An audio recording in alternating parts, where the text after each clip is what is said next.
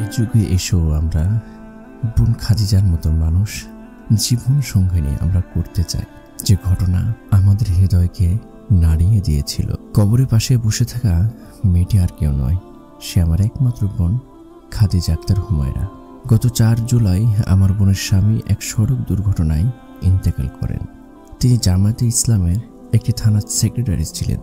দুর্ঘটনার দিন তিনি নিজের থানার এক রুকন ভাইকে রক্ষা করতে গিয়ে নিজেই প্রাণ হারান। আমার বোন তার এই মৃত্যু কিছুতেই মেনে নিতে পারছিল না। স্বামীর মৃত্যু সংবাদ শুনে সে 8 ঘন্টার বেশি সময় অচেতন ছিল। দাফনের পরদিন সন্ধ্যায় কাউকে না জানিয়ে গোপনে কবরে চলে যায়।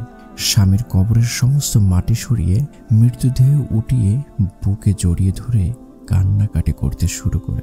এক পর্যায়ে কান্নার শব্দ এতটাই ভয়ঙ্কর রূপ ধারণ করে এলাকাবাসীর কান্নার আওয়াজ শুনতে পায়।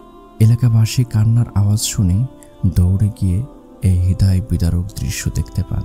আমরা খবর পেয়ে গিয়ে বোনকে জোরপূর্বক নিয়ে আসি, আবার ইমাম সাহেবকে ডেকে এনে দাফনের ব্যবস্থা করি। এরপর থেকে বোনকে সর্বক্ষণই চোখে চোখে রাখি। প্রতিদিন ফজরের পর তাকে নিয়ে যাই স্বামীর কবর জিয়ারত করতে, যেখানে সে ইচ্ছে মতো কান্না করে, দোয়া করে। কিন্তু ওই দিন কবর থেকে ফিরে আসার পর থেকে আজ পর্যন্ত বোন আমাদের সঙ্গে আর একটা কথাও বলেনি। সে শুধু নামাজ পড়ে সিজদায় 2 হাত তুলে একটি দোয়া করত, হে আল্লাহ, আমি আত্মহত্যা করতে চাই না, কিন্তু আমি আমার স্বামীকে ছাড়া থাকতে পারছি না। আপনি যদি সত্যিই রহমান হন, আমাকে আমার স্বামীর কাছে নিয়ে যান। আজ ভোর 5:15 সে সিজদার মধ্যে তার দোয়া কবুল হয়েছে। আল্লাহ সুবহানাহু তাআলা আমার বোনের দোয়া কবুল করেছেন। আমার বোন চলে গেছেন রবের জিম্মায়। এই মৃত্যু আমাদের পরিবারের জন্য এক অপূরণীয় শোক, অসহনীয় শূন্যতা এবং আমাদের জন্য একটি অনেক বড় শিক্ষা। আমার বোন একজন আদর্শ স্ত্রী ছিলেন। স্বামী বাসায় না ফেরা পর্যন্ত কখনো 1 গ্লাস খাবার মুখে তোলেনি। স্বামীর অনুমতি ছাড়া কোনো কাজ করত না। কোনো পুরুষের সঙ্গে দেখা করা বা কথা বলা তো আরও দূরের কথা। আজ সেই বোন আবারও তার প্রিয়তম স্বামীর সঙ্গে মিলিত হয়েছেন অন্য এক জগতে। আমার বোনের জন্য সবাই দোয়া করবেন। গল্পটি হৃদয় বাংলাদেশ নামক ফেসবুক পেজ থেকে করা হয়েছে এবং বোনটির ভাই নিজেই পোস্টটি করেছেন তার টাইম লাইনে।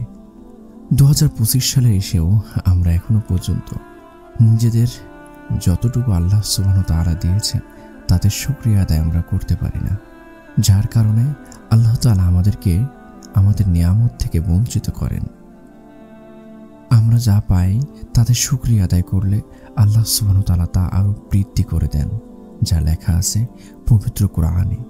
এই বোনের গল্প আমাদের জীবনের বোধ থেকে অনেক কিছু শিক্ষা দেয়। নিজে স্ত্রীকে ভালোবাসা এবং স্ত্রী স্বামীকে ভালোবাসার এক অপূর্ণীয় শিক্ষা আমাদেরকে দেখিয়ে গেলেন বোন হুমায়রা। সবাই ভালো থাকবেন, সুস্থ থাকবেন এবং গল্প পেতে আমাদের সাথেই আমাদের পরিবারের সদস্য হয়ে যেতে পারেন। আল্লাহ হাফেজ।